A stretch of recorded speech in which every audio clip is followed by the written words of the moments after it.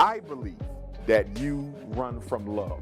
I believe that Dr. Cheyenne Bryant is quite possibly the same personality type as Nick Cannon and Cam Newton. I believe that all three of you are serial monogamous with narcissistic tendencies. Hey guys, so look, there are no elevators to success. Success looks like this.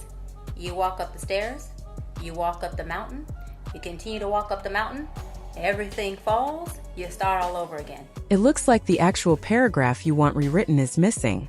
You only included the instructions, not the text that needs to be rewritten. Please paste the paragraph you want me to rewrite, and I'll expand it to about 100 words, or 280 words if that's what you want, using simple English, natural wording, corrected grammar, and punctuation, while keeping the original meaning. Well, I can't believe that people are asking to see everybody. When you go to a doctor's office or somebody, if they're working with your mind or your body, if they're a mechanic, they show you on the wall, they see you. Yeah, you right. You're not gonna walk in somebody and they want to deride, nigga. If you like, so I think, but I do think it's disingenuous to believe that they ask people if you're dealing with somebody's mind, if you're dealing with somebody's physical well-being, you should be trained for it. Many people were surprised by the criticism aimed at Cheyenne Bryant, with some claiming that her personal life does not match the advice she often gives others. The discussion gained attention after she appeared on the Joe Budden podcast a few weeks ago. During the conversation, she spoke about several topics, including her relationship status. However, what really caught listeners' attention was when she unexpectedly shared details about her professional journey and career, which quickly sparked debate and raised questions among viewers. A therapist, I started off as a marriage, family, and child therapist about 18 years ago. Before I obtained my doctorate degree in counseling psychology. Once I became a doctor of psychology, I transitioned from a therapist to a psychology expert in private practice. And so I no longer practice under a license. I'm in private practice. You're making all the money now. That's what I'm saying. And that's what people don't understand, right? So just to educate some folks a little bit, a license is really only needed so you can bill insurance. And let me go a step further. Majority of people who know that in order to bill insurance as a therapist or a physician or a psychologist, psychiatrist, you have to diagnose. Okay. Most people don't want to have a diagnosis on their record. So what do they rather do? Many people see this as a major change in Cheyenne Bryant's story. Over the past few years, she became a well-known internet personality and gained a large following by presenting herself as a psychology expert. She often spoke about her education, claiming to have earned multiple degrees, including doctorates and a master's degree. Her popularity grew quickly because many people viewed her as a trusted source of advice and guidance. However, questions began to surface when critics started looking more closely at her background. Some wondered whether she was properly qualified to provide therapy-related advice, especially if she was not working with the licenses that people expected. As concerns spread online, many followers started asking whether they had been given accurate information from the beginning. The situation became even more controversial when Cheyenne appeared on The Breakfast Club to address the growing doubts. During the interview, she explained that she earned her doctorate from Argosy University, a school that later closed after financial problems. According to her, the closure made it difficult to access certain academic records and documents. She also claimed that pursuing a refund could affect the credits she had earned during her studies. Her explanation sparked even more discussion, with supporters defending her and critics continuing to question her qualifications and professional claims. I went to a school, Argosy University, completed an entire program. I went back online to get my official transcripts because I was applying to a law school many years ago to be a professor there. And I had to provide my transcripts, right, to get hired. And I went to contact the school and say, hey, I need my official transcripts. I need my entire thing. And there was no school. I was like, okay, I'm confused. I Google. It says this school has been shut down. I said, oh, well, they got to have records. I mean, they were accredited when I attended the school. They were accredited when I finished the program. I go and look, there is a third party that has the records. Why I contact the third party, that third party only holds records for 2 years. Many critics found Cheyenne Bryant's explanation difficult to believe. They pointed out that questions about her education, only became a major issue after people started examining her credentials more closely. According to these critics, it seemed very convenient that the university where she claimed to have earned her doctorate had already shut down, making it harder for others to verify her academic background. However, some people quickly noted that the closure of a university does not automatically mean its records disappear. Former students can often access transcripts, diplomas, and other documents through official record services. Because of this, skeptics began searching for proof of Cheyenne's doctorate, but claimed they could not find any public evidence supporting her educational claims. Others raised additional questions. Earning a doctorate is a major achievement that usually involves years of study, research, and dedication. Many wondered why there were no graduation photos, published dissertation records, or publicly available information about the professors who supervised her work. To them, these missing details only added to the uncertainty surrounding her story.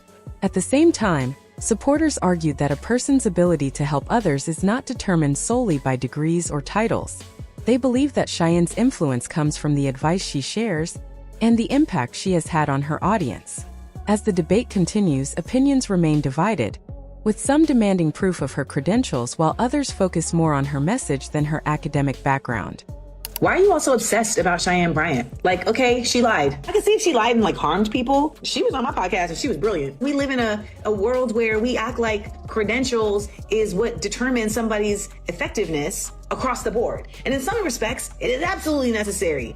And in her respect, it actually wasn't necessary for her to do the work that she does. That being said, I just don't care. She was on my podcast and she was incredible. I don't care. There are also people who call themselves doctor when they get an honorary doctorate, and I don't think that's much different. Maya Angelou was walking around calling herself Dr. Maya Angelou. Y'all made her. You made her. You made her who she is. All her millions of followers, her #1 book, selling book, her trips on her yacht and all of that. You all pay for that. Critics of Cheyenne Bryant argue that many of the claims she has made about her life have been challenged or questioned over time. Despite the controversy, she recently appeared on a podcast and continued to stand by her accomplishments. During the interview, she said that she bought her first home at just 19 years old, owned 3 retail stores on Melrose, and even launched her own handbag brand called Cheyenne Nicole Bags. These statements have sparked further debate, with supporters believing her success story and critics continuing to question the accuracy of her claims. I was winning the bread. I was paying the majority of the bills, and I was in school with 26 units a semester. I was running an entire mobile legal company that I owned. So I was moving and shaking. And at 21 years old, you was doing that? At 21, I bought my first house at 19 years old. What?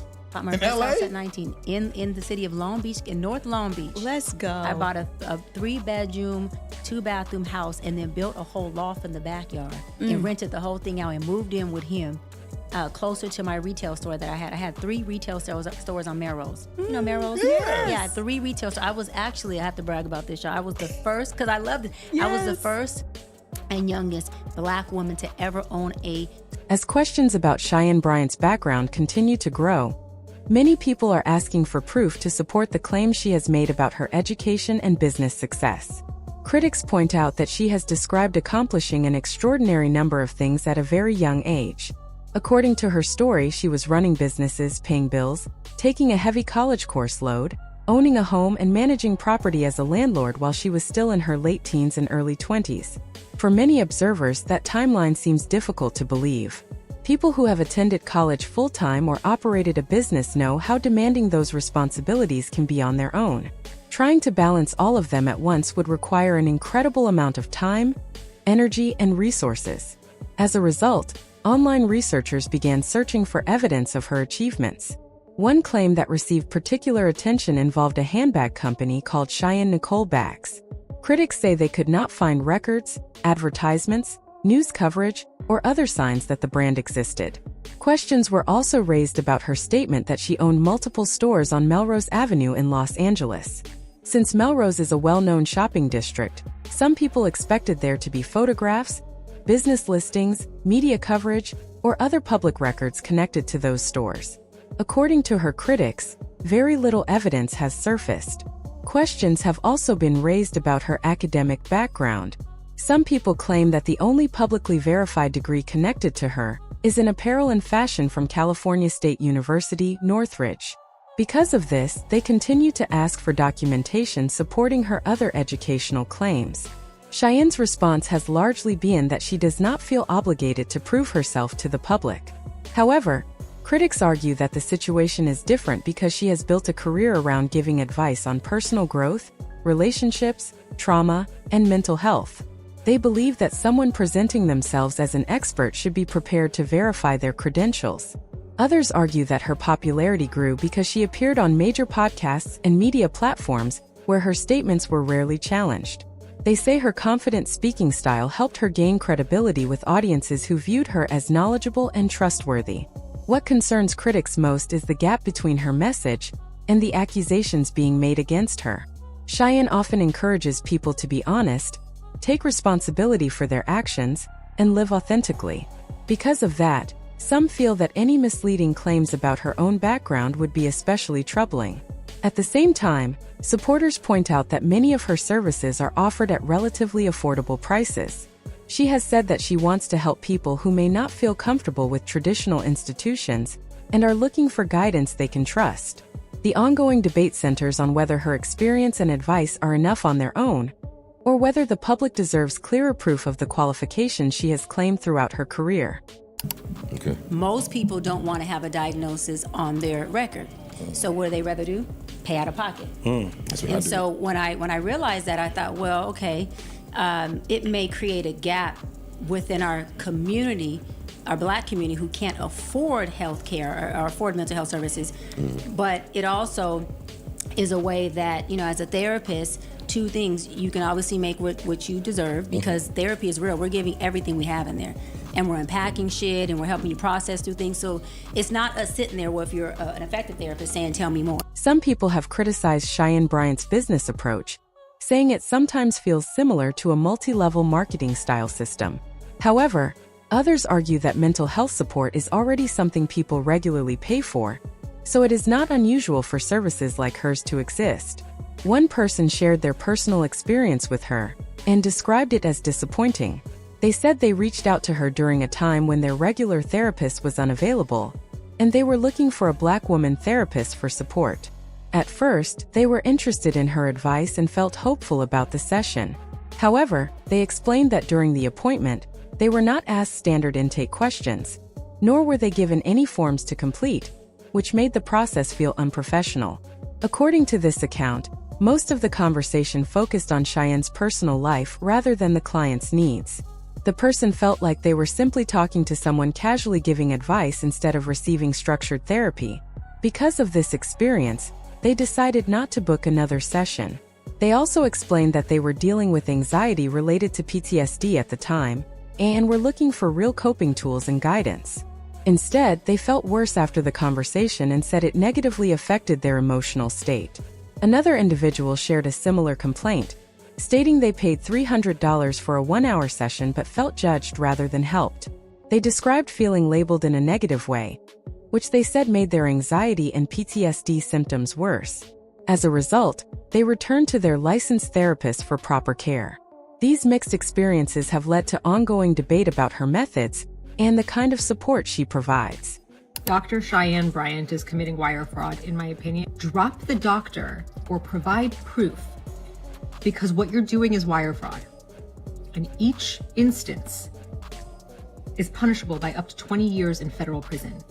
And an instance is not your website. It's not the one website and that's one count.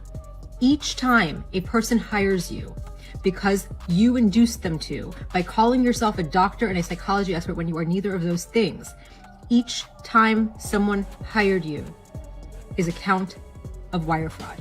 Right now, some critics believe Cheyenne Bryant is not handling public criticism well, and they argue that she should be more accountable for the claims she has made. One commentator said they rewatched her interview several times and felt that much of what she said was confusing or inconsistent. They claimed that a lot of her answers did not fully add up and sometimes sounded unclear or contradictory. They also pointed out small details during the interview that stood out to them, such as her wearing jewelry with Doc on it. In their opinion, this looked more like a symbolic statement than proof of an actual academic title. The critic argued that instead of providing clear evidence of her qualifications, she often focuses on her image and presentation. They further suggested that she tends to draw attention to her appearance on social media, which they believe distracts from the questions being raised about her educational background and professional claims. According to this viewpoint, they feel she is avoiding direct accountability by shifting focus away from the controversy. However, these opinions are part of an ongoing debate, and not everyone agrees with this harsh interpretation.